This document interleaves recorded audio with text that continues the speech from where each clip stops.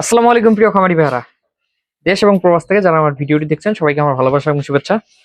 প্রচন্ড কাজের চাপ, কাজ করতে করতে আজকে ভিডিও করতে হবে, কোনো উপায় নেই। অলরেডি শুধু আমি কুরিয়ার থেকে আসলাম, সিফট গুলা দিয়ে কাগজের এগুলো আসলে কমপ্লিট করে নিয়ে আসলাম। এখন মালগুলো আমাকে পাঠিয়ে দিতে হবে। তো অনেকে এর মাঝে আমাকে অনেকগুলো প্রশ্ন করছিলেন, এই প্রশ্নগুলোর উত্তর আমি দেওয়ার চেষ্টা করব কাজের ফাঁকে। তো আজকে আমি যে বিষয় নিয়ে কথা বলবো এটা হলো যে অনেকে আমাকে বলেন যে শীতের দিন আপনার গরুর পরিচর্যা করবেন কিভাবে। যে শীতে আসলে আপনারা টেনশনে পড়ে যান যে শীতে গরু মোটা তাজা হবে কিনা। তো তাদের কিছু প্রশ্নের উত্তর দিব। আমি জানি না এই মেশিনগুলোর জন্য আসলে অনেক ডিস্টার্ব করবে আপনাদের কথা শোনার। আপনারা অনেকে আমাকে প্রশ্ন করছেন, মানে ফোন করে মেসেজ করে বিভিন্ন ভাবে একটা কথাই বলতেছেন, সেটা হলো যে আপনার শীতে নাকি গরু মোটা তাজা হয় না।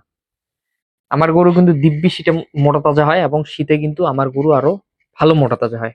এখন আপনারা অনেকে বলেন যে ভাই আমাদের গরু শীতে মোটা তাজা হয় না, তারপর অনেকে বলে যে গরু শীতে মোটা তাজা হয় না, আপনি কি বলতেছেন, গরু কিনবো না কিনবো না। এখন এখন আমার যদি প্রশ্ন শুনতে চান, আমি আপনাদের বলবো যে শীতে গরু সব থেকে বেশি মোটা তাজা হয়।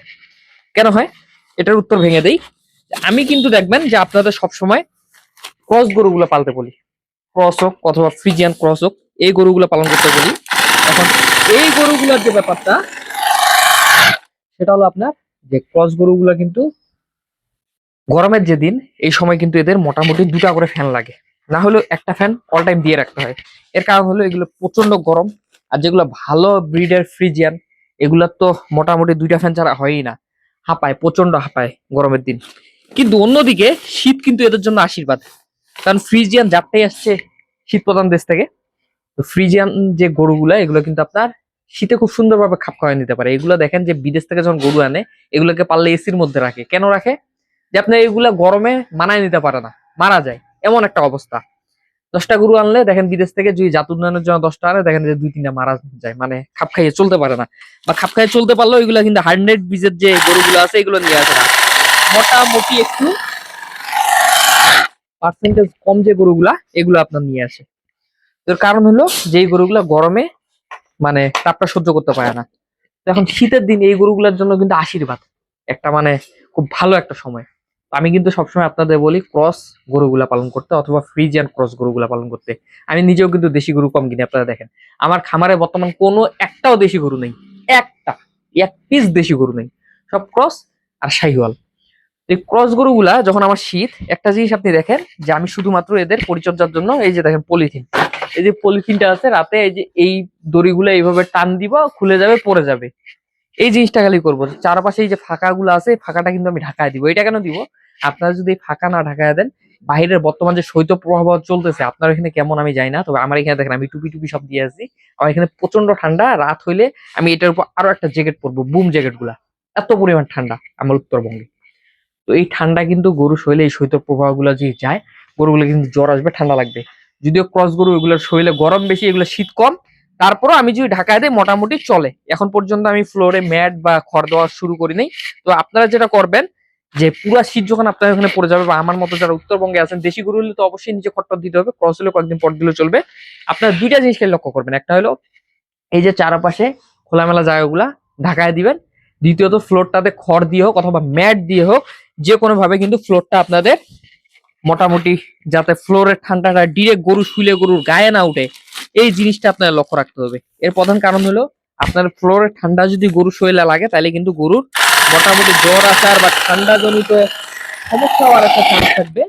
কিন্তু আপনার ফ্লোরটা যদি আপনি খড় দিয়ে রাখেন বা ম্যাট দিয়ে রাখেন আর যদি ঢাকা রাখেন, বাইরে বাতাসটা যদি না পড়ে, ফ্লোরের ঠান্ডা যদি না উঠে, গরু এমনিতেই আপনার গরম থাকবে। অনেকে বলবে আপনার শিঙে তেল লাগায় দেন গরুকে গরম রাখার জন্য।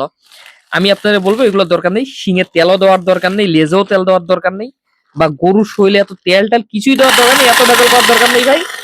আমার মতো শর্টকাট পদ্ধতিতে গরু পালন করেন, শুধুমাত্র ঢাকায় দিবেন, নিচে ফ্লোর থেকে যাতে ঠান্ডা না উঠে ফ্লোরে একটু খড় বা বিচালি যাই হোক একটু ছিটিয়ে দিবেন। আর যদি ম্যাট থাকে ম্যাট একটু ছিটিয়ে দিবেন। আলহামদুলিল্লাহ গরু গরম থাকবে। গরু গরম থাকলে আপনার এমনি ফ্যাটেনিং হবে। এখন আমি বলি যে যারা বলে শীতে গরু ফ্যাটেনিং হয় না, কেন হয় না এই কথাটা বল। এই কথাটা বলার প্রধান কারণ হলো যে এই কথাগুলো কারা বলে দেখবেন, যারা আগের যুগের খামারি তারা এই কথাগুলো বলে।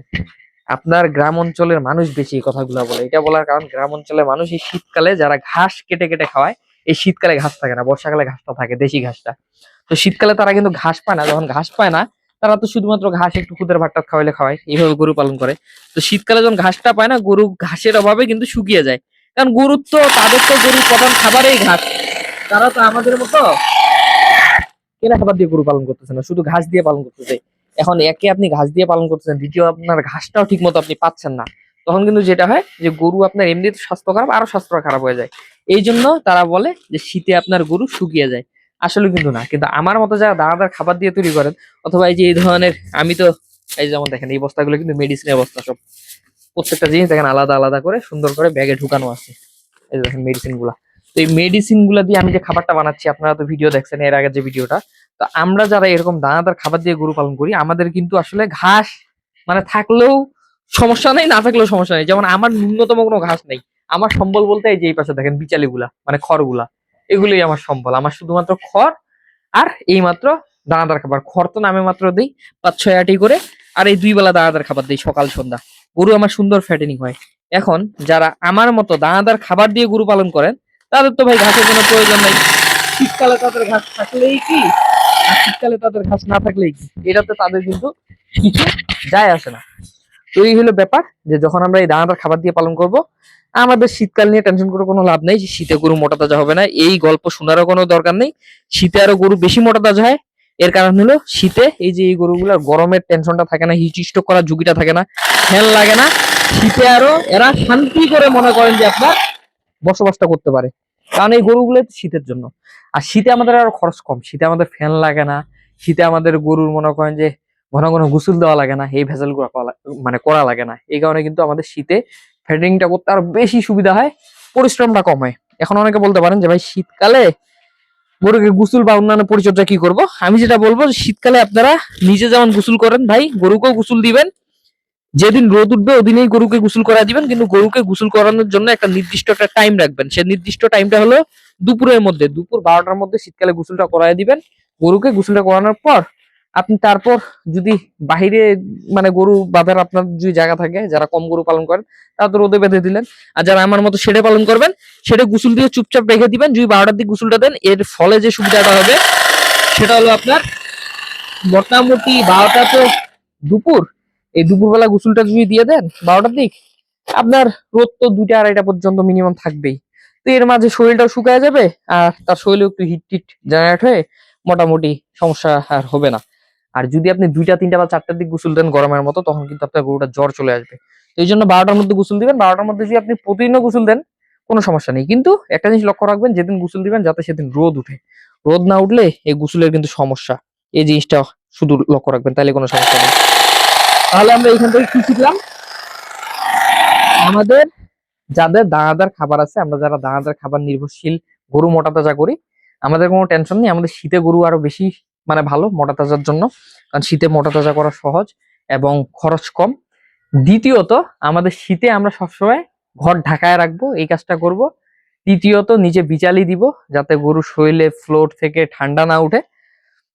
শিঙে তেল এই ওই ইনজেকশন, গরম শরীর হওয়ার জন্য হিট জেনারেটর ইনজেকশন, এগুলো কিছু দেওয়ার প্রয়োজন নেই। শুধু ঢাকায় রাখবো, ফ্লোর থেকে ঠান্ডা উঠতে দিব না। দানাদার খাবার গরমেও যেভাবে দিছি শীতেও সেম ভাবে দানাদার খাবার দিব। গরু এমনিই ফ্যাটেনিং হবে। শীতে শুধু একটা কাজ করতে পারি, ঠান্ডা পানির জায়গায় পানিটা হালকা একটু কুসুম কুসুম গরম করে সেই গরম পানির সাথে দানাদার খাবারটা দিতে পারি, তাইলে গরু মজা করে খাবে। আর গরু যদি দানাদার খাবার খায়, গরু 100% মোটা তাজা হবে। আর শীতে অবশ্যই বেশি মোটা তাজা হবে। আর শীতকালে যারা গরু পালন করবেন, আবারও বলে রাখি, দেশি গরু পালন করার দরকার নেই, ক্রস গুলো পালবেন। এই শীতে ক্রস গুলো প্রচন্ড গ্রোথ আসে। আপনার গরমে আপনি যে গ্রোথ পাবেন না, আমি 100% আপনার লিখিত দিব, গরমের থেকে আপনি শীতে ক্রস গরু গ্রোথ বেশি পাবেন। এবং এটা প্রমাণ আপনার কিছুদিন পরে দেখতে পাবেন। আমি যে ক্রস গুলা নিছি, এই ক্রস গুলা দেখিয়েন আপনার ঈদ সবরাত আস্তে আস্তে এক একটা কিরকম হয়, স্বাস্থ্য আর কিরকম বড় হয়।